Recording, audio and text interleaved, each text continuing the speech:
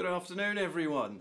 My name is Phil Reed, and I am here to talk about the buildingSMART UKI Professional Certification.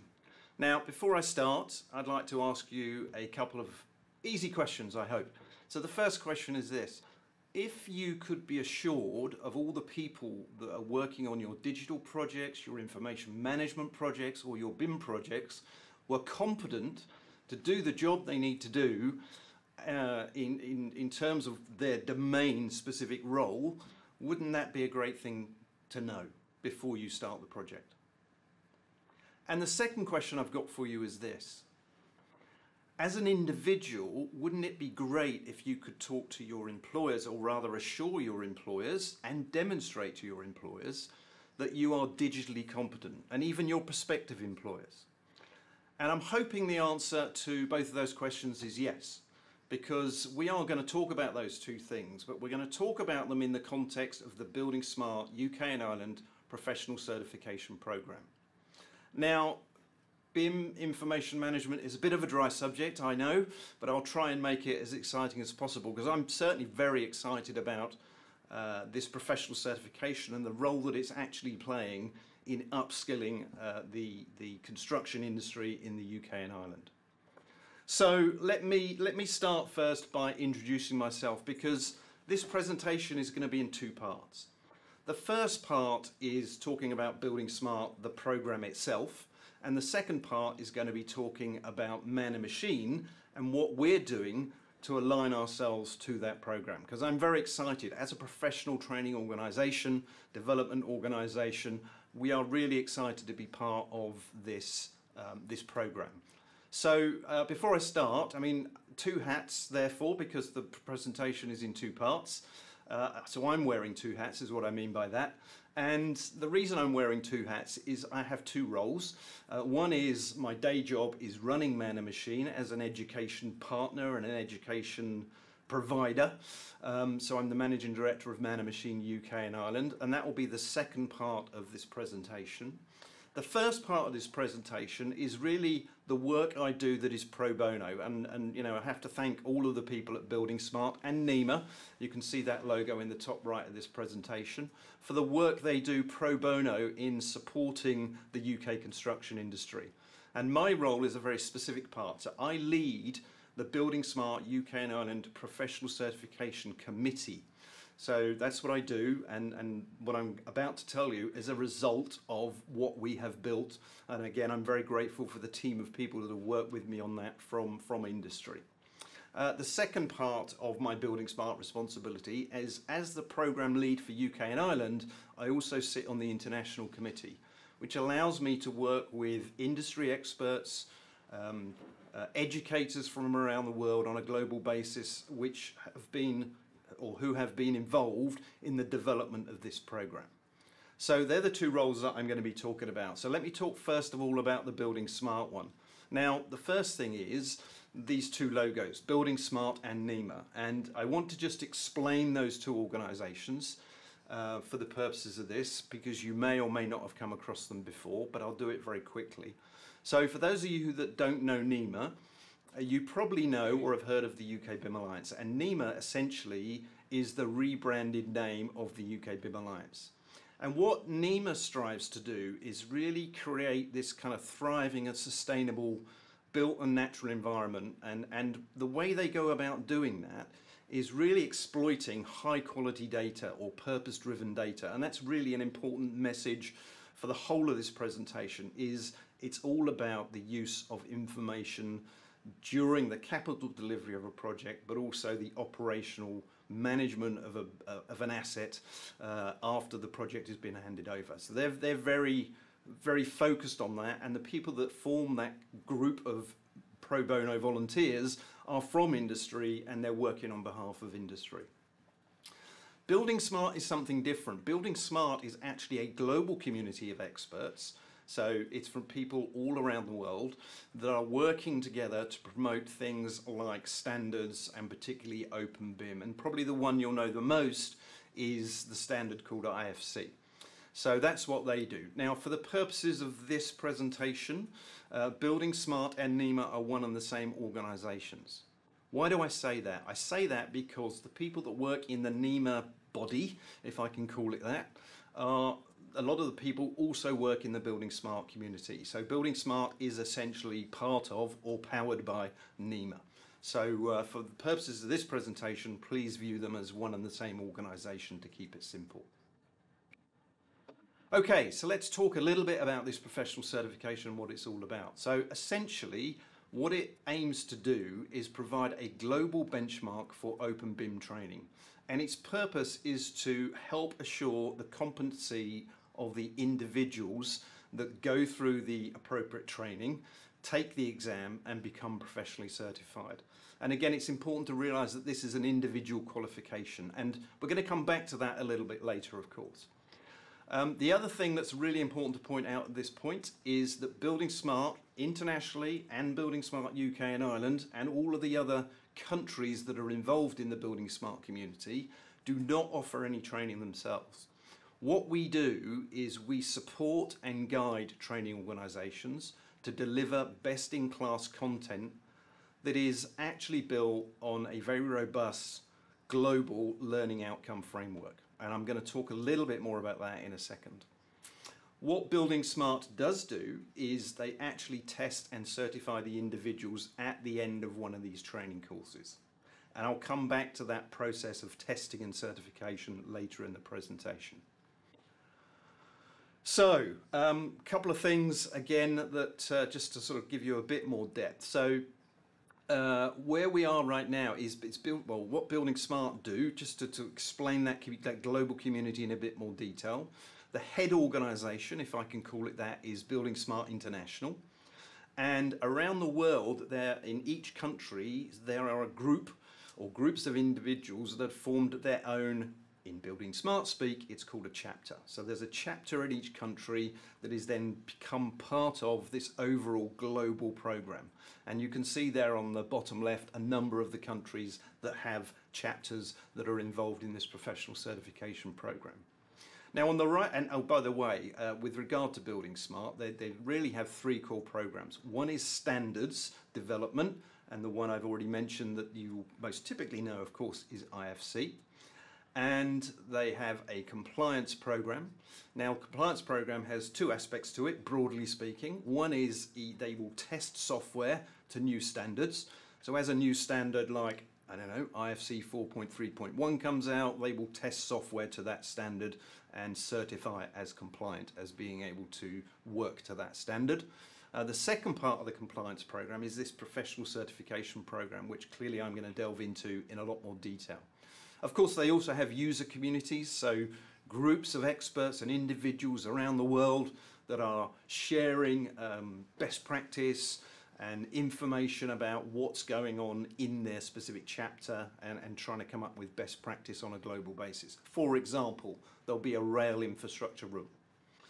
So moving to the right-hand side of this slide, I just want to talk about the UK BIM framework, because one of the things that I should point out at this point is that buildingSMART UK and Ireland have actually only launched the professional certification program in the last 10 months or so. And there's a reason for that. And the reason for that is that we wanted to develop additional content to go with the program, which again I'll explain later. But essentially, one of the big things that is critically important in the UK in terms of the way we implement, both from a capital delivery point of view and an operational point of view, digital projects, is the UK BIM framework, which was originally conceived by the three organisations on the right. And as I've already pointed out, NEMA, one of those organisations, and buildingSMART UK and Ireland are, for all intents and purposes, merged and part of the same organisation. So hopefully that explains a bit of the background. Before I go on to talk about the professional certification in a bit more detail, let me talk about certification in a more broader context, because sometimes this is often confused by people. So there are three types of certification, essentially, or broadly, that's the way I think about it. The first one is the one on the left, which is more about company certification and company procedures. So if you consider things like ISO 9001, most companies have actually been certified to that, and they're actually certified by certification assessment bodies but those certification assessment bodies usually are running a scheme that is underpinned or accredited by the UK Accreditation Service. Now, we are fans of company certification. That's not what this is about, but we are fans of it. In fact, Man & Machine is a company that can help you go through that certification process, particularly with BSI, British Standards Institute, because we are a BSI associate consultant, and maybe I'll talk more about that later. But what these certificates, if I go back to the 9001 certification as a really good example, most companies have got that. Does that mean you always get a quality, because ISO 9001 is about a quality management system. So the inference is if you're the company you're dealing with as a supplier has got a quality management system, then you should be getting a quality service. And as you will all know, that candidly is not always the case. And the reason really, from my perspective, is because you are being looked after, serviced, having things delivered to you as a customer that are delivered by individuals. And that's really what our program is about. Our program is more about individual qualification and making sure that the people that go through this process have the competency, knowledge, and you could be assured of that knowledge moving forward if they are providing work for you in a specific domain. So that's really important to understand that. Now, when I talk about individual qualification, broadly speaking, I like to think of it at two levels. The first one is foundational knowledge, and that's really saying, well, this individual knows and understands the concepts, the terminology, and the processes and what needs to be done. And that's a very good starting point, very solid starting point, and people with that knowledge should be able to do the work. Practitioner knowledge is more about somebody's experience and their ability to demonstrate their ability in a certain domain when dealing with projects in the digital built environment, if I can use that terminology again. So that's practitioner knowledge, and I want to kind of explain how that fits together within the buildingSMART UK and Ireland certification program. So this really explains it. So the buildingSMART professional certification program, again, broadly speaking, has two levels. We have a foundation program and we have a practitioner program. And when you start to think about those two ideas, what is foundational knowledge? It's basically knowledge and understanding, or knowledge and comprehension. So that's what we're really focused on at the moment. So the buildingSMART UK and Ireland professional certification program that's been launched in the last 12 months is in fact a foundational knowledge program. There are other programs which I'll come on to on the next slide around practitioner level stuff. And if you're wondering where this triangle has come from, that triangle is based on something called Bloom's taxonomy. And Bloom, Benjamin Bloom, was a educational psychologist who was around in the 1950s, and with a group of other people actually built this idea about how people learn. That's essentially what it is, and it makes perfect sense when you think about it, because the first thing when you're learning is you need to remember what you're told. Whether that's a language or anything else, you need to remember what you've been told, what a word means, or what a word is.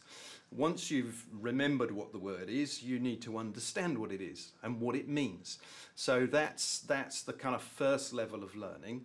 Of course, once you've got that and you've got a thorough understanding of those ideas, concepts, theories, then you can start to think about applying that knowledge, perhaps even analysing the concept that you've been taught.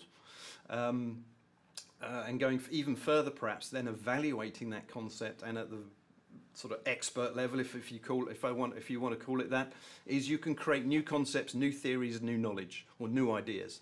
So that's the Bloom's digital taxonomy. So if you want to get into it in some detail, you can go and look that up on the internet. There's plenty of information around it. Okay, now the other thing I'd like to point out, as I mentioned at the very beginning, that buildingSMART is an international community with many chapters. And as you can see here, at this current moment in time, there are 14 operational chapters involved in this program. So they have launched the program in their individual countries already. Now, I have said already that the UK and Ireland is a little bit behind. We've only launched in the last 12 months. The program has actually been around for 5 years now. Originally it was launched through the German chapter, and there are also 8 new chapters in development. But I'm going to come on to the reason that we were a little bit late to the party, and there's a very good reason, and we're really excited about the reason behind that, because you're going to get a level of knowledge that is in addition to the professional certification program if you take the certification through the UK and Ireland chapter. Now, across the globe, there are essentially 11,000 qualified experts, which is phenomenal, and has been, again, I have to take my hat off to the people involved. You know, this is as a result of 4 or 5 years of hard work from many people across the globe. And in the UK, because it's only been launched fairly recently, I keep saying 12 months, but it's actually less than that, but in the last 12 months, we now have something in the region of 70 qualified individuals. So, you know, if you do want to be involved, if you have an interest in being certified and individually qualified and getting the level of knowledge that you'll get through going through the program, you will be able to join those 70 already certified individuals, and more importantly, 11,000 individuals on a global basis. Okay, so let's get into some of the guts of this foundation level program that we've offered. So I've already used the word robust learning outcome framework, and what I really want to say is it is robust, and the reason I like the program, and we're so passionate about the program, is in a typical learning organization where you are taking some sort of learning scheme, course, program, training course, whatever words you want to use, usually those training courses have been developed by a small number of 1 or 2 or 3 individuals. Now, because this program has been developed globally across 14, soon to be 22 chapters, there are experts from around the world that have been involved in developing this program. So that makes it, from my perspective, a really robust framework. And the way that it works, or has worked, through its development, is that global community first decided on what the learning outcomes should be. And what you'll see here on the sort of first worded element on this sheet is the learning outcomes that we currently have for the foundation program. And what you'll notice there is there are 5 modules. And it's my intention to come back to those modules in a second. Now, the other thing that I said is that buildingSMART do not do the training themselves.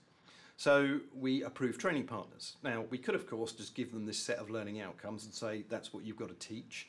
But actually, we go much further than that. We actually have developed a very detailed body of knowledge which expands on each one of those learning modules and their sub-points, and gives the training partners the right guidance about how to develop the best-in-class content, what standards they should be referring to in their training, what guidance they should be referring to in their training, and so on and so forth. So they get this very detailed body of knowledge, and that really is helpful, because whichever training provider you choose to go with, it suggests they've all been given the same guidance, and you should be in a good position to, you should get consistent content whichever training provider you go to. And on the right hand side, obviously at the end of your training that you do from the approved training provider, you will get an exam certificate saying that you've been individually qualified, and assuring your employer, employees, future employer, people in the supply chain, your customers, your suppliers, that you have the level of digital competence that's required to work on those projects. Okay, so let's talk a little bit about the learning outcomes themselves. So firstly, I've said there are 5 learning outcomes, or 5 modules, and broadly speaking, these are the 5 modules and the description of what's in those modules, and the description of what would be contained in the body of knowledge. And there's some examples of some of the information on the right hand side, but essentially the first thing we're doing in module 1 is we are trying to help you understand the definition, the key terminology, and what are the actual benefits of implementing. It says BIM here, but we now like to talk more about information management in and during and after a project. So we're really focusing on that in the first module. In the second module, we're really focusing on what are the why do this? Why put in the extra effort around proper information management and using high quality data? And the reason, of course, is there are advantages if you deliver projects and use information correctly. And we will sort of talk about that, or the training providers will talk about that in the context of delivering in that way versus delivering against a traditional project delivery mechanism or method. Module 3 then goes on to be a bit more specific around the standards and guidance. And as you will imagine, the standards and guidance is essentially around ISO 19650 series of standards. Although essentially in this kind of international component that has been built, we are largely talking about the capital delivery. There is also some reference to the operational delivery, but it is really largely built around the capital delivery. And in Module 4 then we go on to recognise the need for open standards. I mean, this is a buildingSMART program. They develop standards like IFC, so that clearly forms a big part and a big component of the program itself.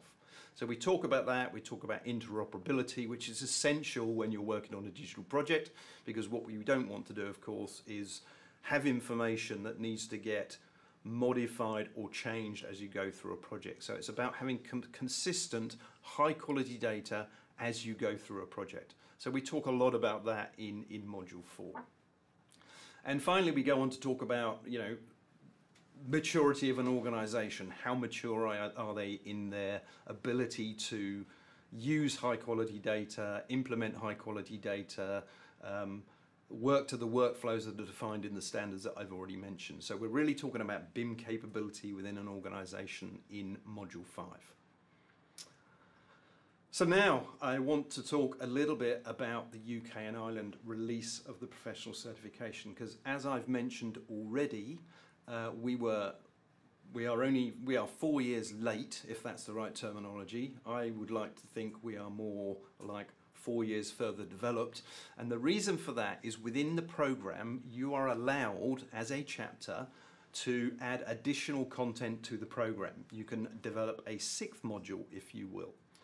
And you know, there are certain things in the UK that we think are critically important that won't be covered in the international content. And you know, one of the things I've kind of already alluded to, and I really want to repeat because I think it's so important, is we really need information to be interoperable through all phases of a built environment delivery and handover and operational management. So we spend a lot of time talking about that in the guidance that we give to the training providers in the UK and Ireland specifically. There are also some very important guidance documents and industrial strategies that we have in the UK that we really want to make sure that students in the UK and Ireland become aware of and understand. So documents or guidance like or publications like the Transforming Infrastructure Performance publication, and the information management mandate that's contained within it, which is really important, are one of the important documents, guidance, papers, if you will, that we will make you aware of during the training that's delivered by one of our approved training partners. There's also things like the Golden Thread of Information that I'm sure many of you are aware of. There are very specific things we use in the UK in terms of classification systems, Uniclass for example, COBE, so we want to make sure that those elements are also covered in there on top of IFC. And I've already mentioned the UK BIM framework, but I'm going to come back to that a second. So we were late because me and the team of people that work with me, again thank you very much, were very much involved in developing a body of knowledge that encapsulated all of that stuff. So, more specifically then, these are the learning outcomes for the UK and Ireland, and it's a very substantial, let's put it that way, a body of knowledge that we give to the approved training providers that covers our Module 6. And again, you can read them here. I won't go through them in a great amount of detail because of the time, but clearly the UK BIM framework, as I've already alluded to, plays a really important part in what you need to know in the UK to be working effectively, efficiently, consistently within the UK construction industry on these kind of projects. Government mandates, I've already mentioned a couple of those already. Secondly then, and thirdly, so the next two components of our body of knowledge in the UK is we want to dive into a bit more detail on both the capital delivery and also the operational delivery of projects in the UK. So of course both of those things are based on the ISO 19650 standards, but we want to go a bit further because we want to start to look at the localized annexed information for those standards in terms of those two components, capital delivery and the operational management. So we cover that in more detail in the UK programme as well. Then we go into some other things that again we have felt in our development of our programme that need to be understood. The first one is the contractual and legal requirements in the UK and things like the information protocol. Now, we are not asking our approved training providers to become lawyers, but to have an understanding and to give the students of understanding of those legal and contractual frameworks we considered to be very important, particularly in information protocol. So if you think about the information protocol, if you know something about it, and if you don't, it essentially will define things like intellectual property rights. And I think that's very important because, you know, as a company that embraces digital work, if I can use that term, you know, you will be sharing some of your intellectual property for sure with other people in the supply chain. And you want to know that that is being done in the appropriate way and that your intellectual property is protected. So it's really important to understand that area of a capital delivery within the UK and Ireland. We also want to make sure, of course, if you're providing your information, that it is secure. So unlike a lot of training courses, I would suggest we encourage our training providers to make sure that they cover security requirements and to make sure that students understand things like a security management plan during the training. And then finally, health and safety. We all know how important health and safety is. You know, there's been loads of talk of that very recently, and you know, some unfortunate situations which really highlighted why health and safety is really important. So we make sure we also cover health and safety in the UK programme as well, with specific regard to CDM regulations, of course, and what's going on in the UK and Ireland specifically, because our health and safety standards may be different to other countries. So we make sure that that's covered as well. So I'm hoping that's given you a really good flavour of why this learning outcome framework is so robust and why we think it is, or why we're very excited about it and its delivery by the approved training partners. So essentially, if you come on the buildingSMART UK and Ireland Foundation Programme and you take the course, get certified, you are going to be dealing with these two sets of learning outcomes that are currently sat on the screen, the international ones and the UK and Ireland national ones.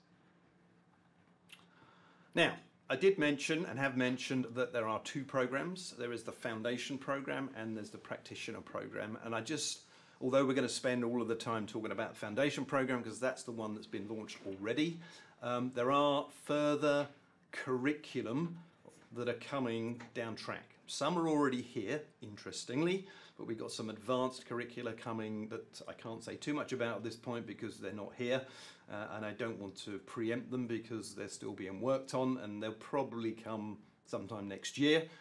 There is a COBE Foundation Programme that's curriculum, that's already available. If you'd like to take, if you're interested in COBE, there is one. And there are also some practitioner programs that we are working on, and the one that's already been released is the COBE Certified Professional one. Not many people have taken that yet, certainly less than 30 at the last time I looked. It is reportedly, I've not taken it, but it's reportedly one of the most difficult exams you'll ever do. So, but if you are interested in that, please reach out and we'd be delighted to tell you more about it. But for the purposes of the rest of this presentation, we are purely focusing on the foundation certification. And by the way, it is the prerequisite to take any of these other course curricula. So it is fundamental that you have that knowledge and understanding to move on to some of these other curricula.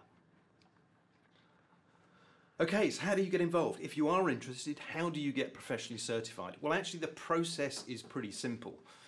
First of all, you register to go on a training course with an approved training partner. Then you will be given access to the exam platform. It's based on a platform called Moodle. And you will take your exam. There's an opportunity before you take your exam to familiarise yourself and do a dummy run. You then complete the training and sit the exam within the given time frame. If you, at the end of the exam, if you are successful and you score 75% or less, sorry, 75% or more, then you get your certificate. You can immediately download it from the exam platform. If you happen not to pass the first time, you do get the option for a single retest. So you get to take the exam a second time, which can be either straight after the first exam, or if you want to go away and do a bit of relearning, you want to get more familiar with some of the content that you've learned over the training course from the approved training provider, you can go away and schedule another day with the approved training provider. So that's simply how the program works.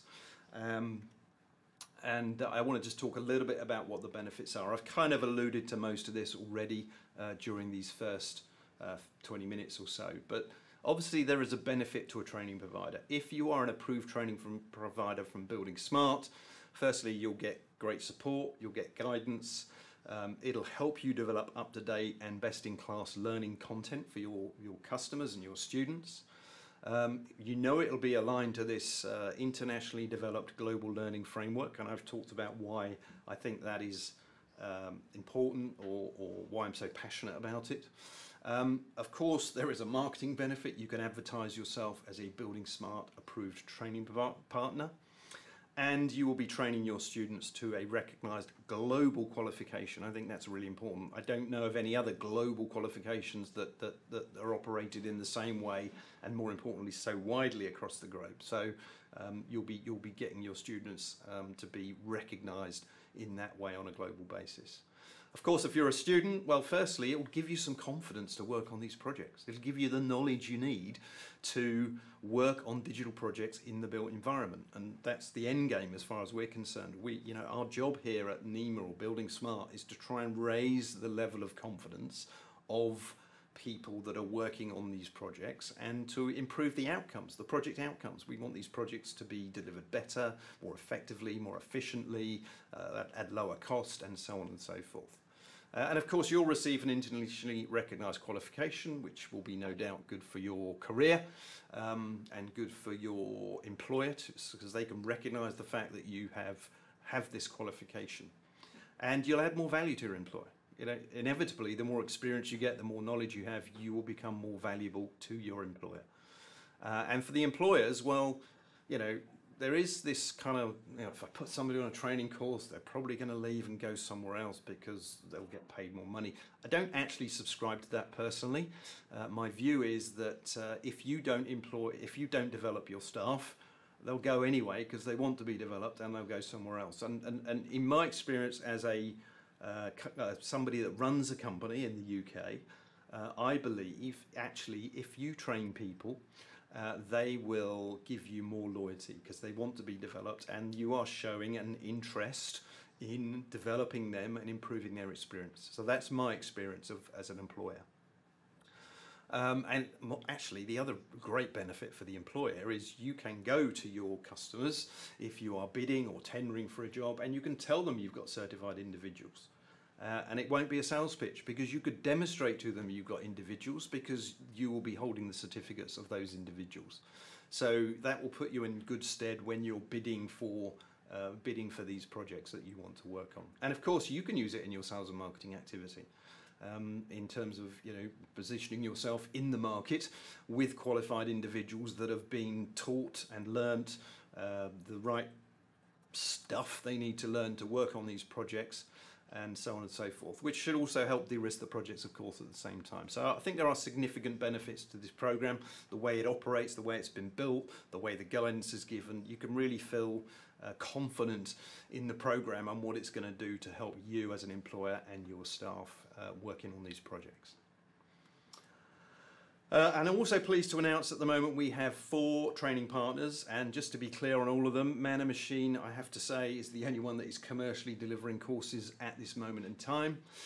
Royal Haskellin is also delivering their courses, so they are delivering the courses up to date. That may change, but up to date they have been using that to certify their own individuals. So there's an organisation that you could feel fairly confident has got a good base of qualified staff.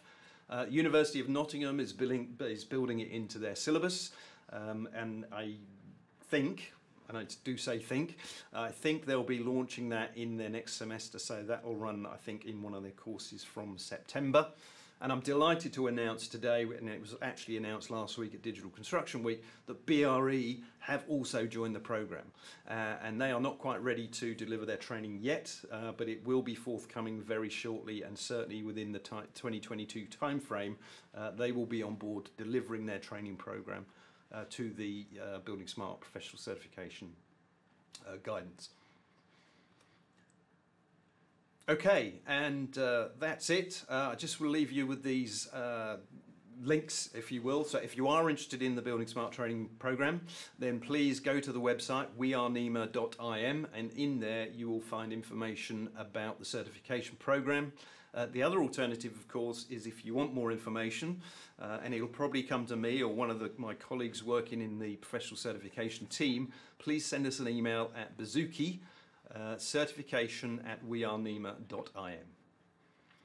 Okay, thank you very much. That's the first part of my presentation done. I'm now going to move on to the second part of my presentation, and to do that we've just got to swap over the decks, so if you can bear with me, that will be great. I will ask if you've got any questions, please post them. I'll ask quickly if there is any questions. Rob, are there any questions? Yes, so Phil, thanks first of all for that insightful session, really good. Welcome. We have one question from Dominic while we just change over. Okay. Question is, if I reside outside of the UK and our country doesn't yet have their own chapter, how do I go about getting certified? Yeah, good question. That is a great question. And the simple answer to that is, if you are an individual that is in a country without a chapter, that doesn't exclude you from taking this certification. Obviously you can't do it in country because there is no chapter, but actually you can take any of the buildingSMART professional certification programs that have been launched around the UK. Obviously if it's from one of the training partners in the UK and Ireland, it will be in English. And the good news is a lot of those training programs are being delivered these days virtually. And I include Man & Machines in that. So we deliver our training program virtually. So if you are, and we have had people from other countries come on our training program so that they can get the knowledge that they need. Obviously there is a slight caveat to that. You will also be learning stuff about the UK and Ireland world, but that's not necessarily a bad thing. There are many countries that actually do adopt UK and Ireland guidance and standards with regard to the built environment. So we'd be delighted to have you. So please, again, if you are interested and you're outside the UK and Ireland, then please reach out to us. We'd be delighted to help you. Okay.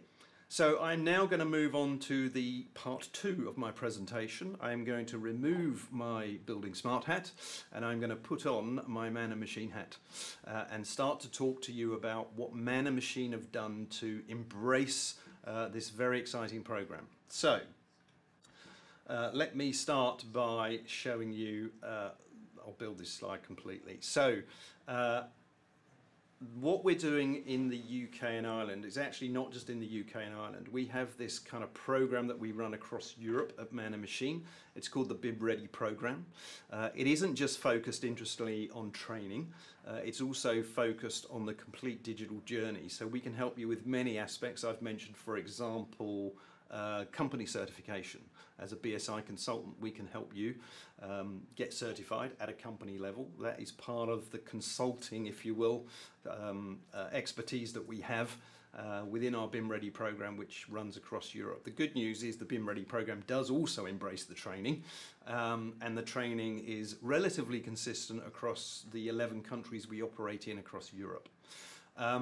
I'm not going to say any more about the other aspects. I'm going to focus on this sort of certification, our own information management certification training, and how it fits with the professional certification program from buildingSMART.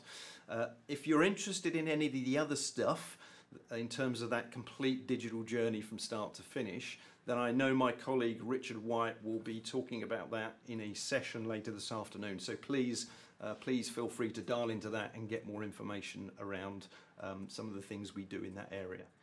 But let me talk about our BIM Ready program specifically. The first part of our BIM Ready program is really the BIM Fundamentals course, which is a one-day course. It's run virtually.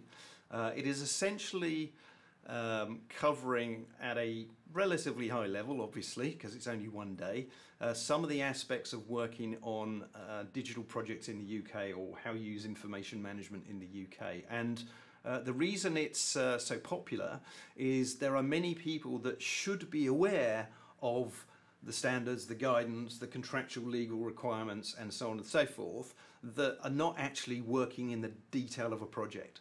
So, this is aimed at, maybe even early project managers, executives, those kind of people that really should be aware of some of this stuff. Especially people that are involved in the commercial discussions and negotiation around a project that is going to use or specify 9650 standards and certain delivery methods, mechanisms, and require you to provide certain information deliverables, then this will give you a good level of understanding about those things. So that's a very popular course. The middle one, of course, is the one that we'll be focusing on for the rest of this presentation. It's the buildingSMART Information Management Professional Certification 4-day course that we run. And again, in the interest of time, I can't go into the real detail of everything, but essentially it is divided into 4 sections, each section representing a day's worth of content. The first day is largely talking about basic principles and standards.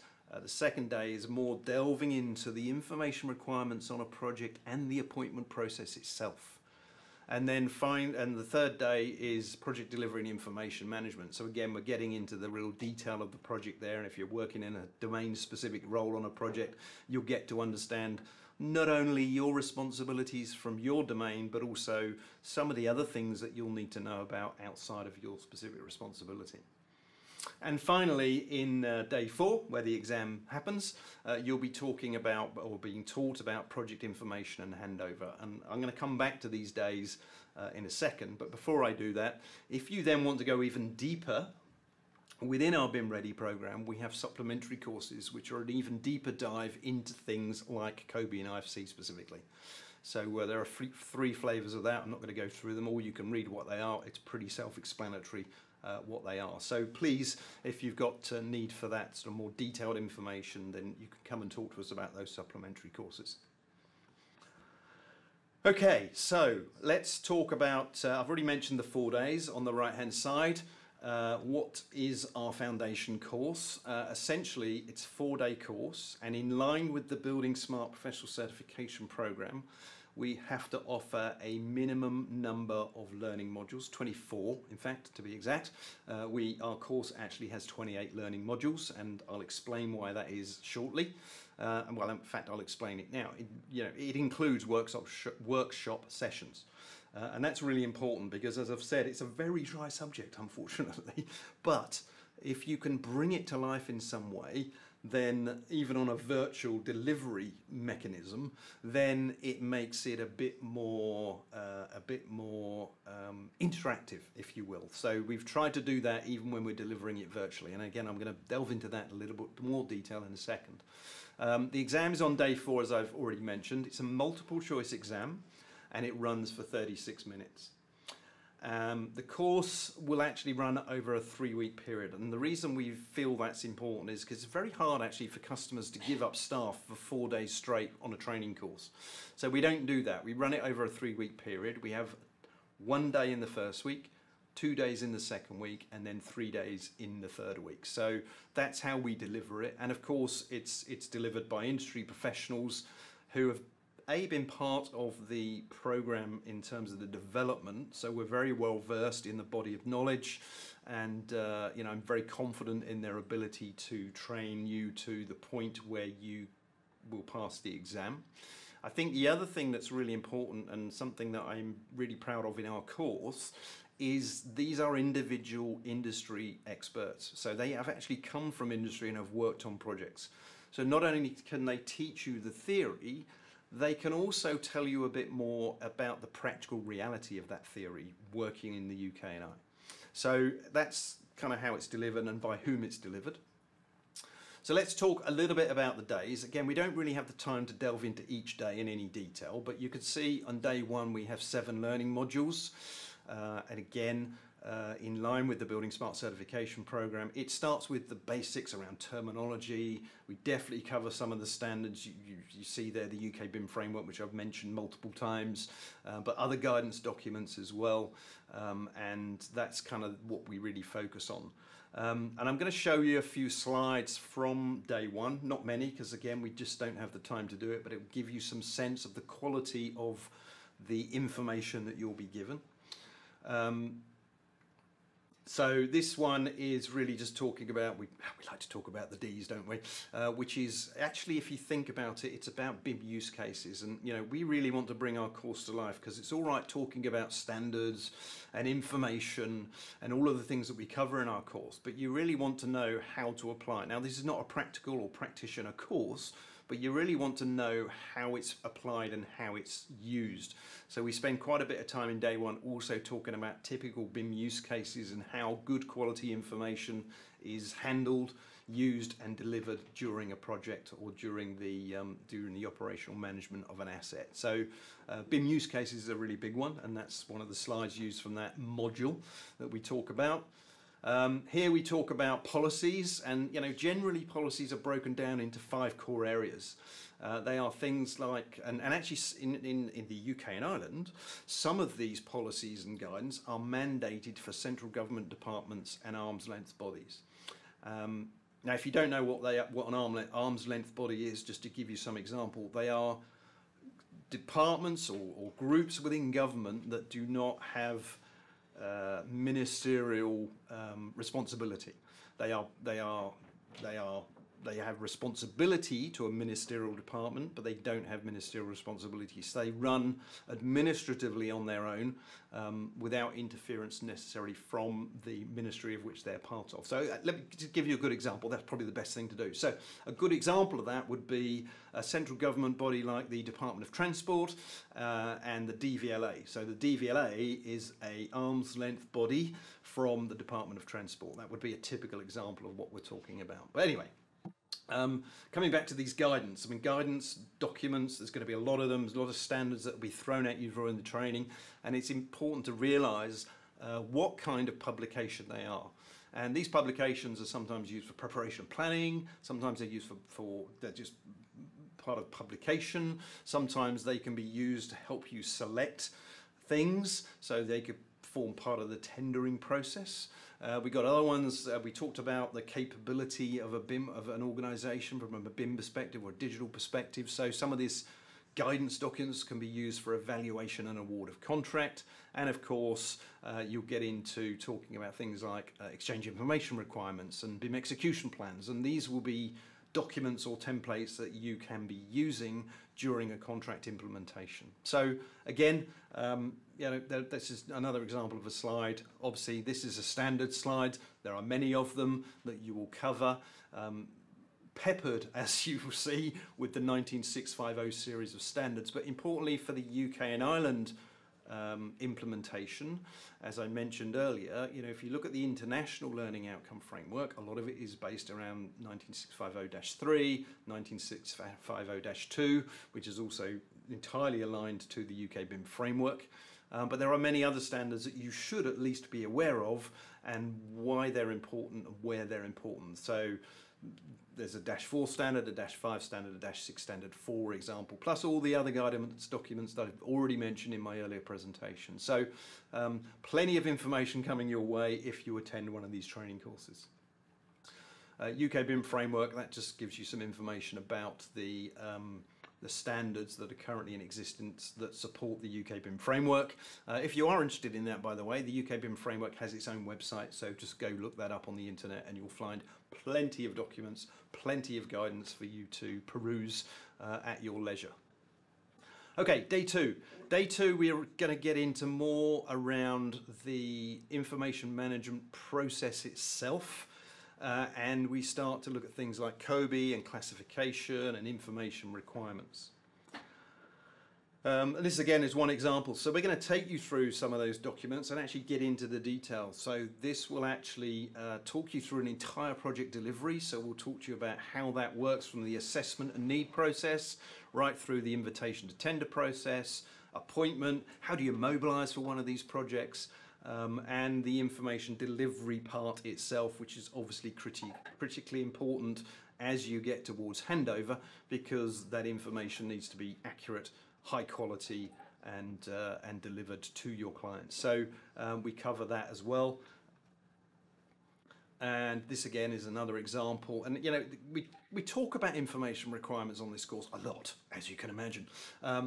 And you know, it's really important to realise, you know, you can see these drawings in the standards, but when you're talking about information requirements, it's not just about one or two individuals or one or two parties. There are many interested parties that have information requirements that should be included when you are engaged in a digital project delivery. And you know, that will start often with things like the organisational information requirements, which of course should embed the asset information requirements. And the combination of those will then start to say, okay, there needs to be an asset information model. And of course, those requirements will feed into the project information requirements and subsequently the definition of the defining exchange information requirements, which need to be sort of set out at the beginning of a project. And of course, that will then lead on to allowing you to understand what needs to be delivered in your project information model. And of course, I've already mentioned security on the left-hand side. So really deep dive into the information requirements on the Man and Machine training course. Day three, we go into many other aspects. I've mentioned health and safety. I've mentioned the information protocol. We cover CDEs, of course, which is, I'm not going to go into it in detail. Most of you will know that stands for Common Data Environment and how that is used in a project. So we'll go into that kind of information as well. And the other thing that I sort of haven't pointed out on the previous slides is we try and make this course interactive and give you the opportunity to practically, although it's not a practitioner course, but practically take some of the theory and actually turn it into a practical learning experience. So whilst we might in day three talk about the BIM execution plan itself, which is critically important because it defines what the information is going to be used for, who's responsible for delivering that, what the collaboration process will be, how will we share this information, what are the project standards. We'll also give you the opportunity to build a BIM execution plan. And the same will be true in day two when we talk about the exchange information requirements. So we're very focused on trying to make our training course as interactive as possible. In day four, I've mentioned IFC several times. Obviously, that's a big part of the buildingSMART program because of the nature of what they do. So we go into IFC and Open BIM in significant detail. We also go into the handover process itself. And of course, we will prep you for the exam. So in day four, we want to put you in the best position to take that exam at the end of the course. So we're going to spend some time doing that. This is just another element of the day four. It really talks, I mean, there's some great guidance out there. And this is from the GIG group, if you haven't heard of that. I'll probably forget what it stands for, but I think it's Government Information Interoperability Group. They've done some fantastic work, published some significant guidance, nothing that you will get exposure to if you went to a buildingSMART international training course through one of the other chapters. So we're going to make sure you get the best learning experience and you understand where the best content is to help you through your digital journey. And this just explores more about the IFC and actually also the BCF format, and this is really about Open BIM and how, you know, the important thing about the training course is it should not be, in fact any training course that alludes to Open BIM should not be specific about particular software packages. So we will talk about many of them, not in great detail. We may even show some use cases on a particular platform, but that isn't to say that's the only software you can use. We are all about making sure you understand the need to be open and the need to be able to deliver interoperable information in a digital project. whether that's used during the capital delivery or whether that's used in the operational management of an asset. And one of my last slides, I just want to mention, I mentioned there are 6 workshops. This is the really important bit. So, or not the only really important bit. Hopefully the previous 30 minutes have been pretty important, but this is important to help you understand how much time and effort we've spent in making sure that our training course is a great learning experience, because you're going to get to put some of that theory that you use into practice. And the way that we do that when we're running it on a virtual basis is using tools like Miro boards. So you will sit there with your other colleagues that are on that training course and, for example, build a BIM execution plan. We'll get you to build a exchange information requirement. We'll get you to create a COBie output. So from that point of view, we like to think, you know, as much as buildingSMART can give us all of the content we should provide, we've gone a lot further in making sure that the experience, the practical, or the experience of learning is as good as it can possibly be in a virtual environment. The other way we sort of reinforce the learning, obviously, is with quizzes. So we have plenty of quizzes, and we've gone to great lengths to make sure that the way we put our quizzes together is actually going to prepare you for the exam, which I've said is a 36-question exam. It's also multiple choice, so we've made sure that you will use these quizzes to remember key elements of things you need to learn, and it should put you in very good stead to get the certification at the end of the 4 days. Okay, so finally, this is the you'll get your certified or your certification certificate. I've already mentioned that the exam is 36 minutes. Sorry, it's 30 multiple choice questions and 36 minutes. I think I made a little mistake earlier. And it's essentially based on 5 questions per module. So 6 modules, 5 questions, and the way that they come at you in the exam is chronologically. So your first 5 questions will be on module 1, your last 5 questions will be on module 6, and you need to get 23 questions out of 30 to achieve the 75% pass rate. And we've already mentioned that it's delivered online through the buildingSMART learning, the example, the Moodle platform that I mentioned earlier. And the other thing to point out is, because we have gone somewhat further in our 4 days than is required for you to pass the buildingSMART professional certification, you will be double certified. So you will get your buildingSMART professional certification, and you're also going to get your man and machine information management professional certification. So you know, we're delighted to be able to offer you that. It you know, reinforce how much knowledge you would have learned on our 4-day training course. And that pretty much is me. I think I'm run pretty much to time, but I will just ask Rob if there are any questions. Yeah, thanks for that, Phil. Really good and perfectly to schedule, which is great. Just one more question that we've had in from Sophie, if you don't mind. Hello, Sophie. What's the difference between this certification and others that are available on the market, such as those from BSI or BRE? Okay, yeah, that's a very good question. I did answer that in my first session, but just to be clear, we are supporters of both of those organisations, by the way. We are actually a BSI Associate Consultant, I've already mentioned that.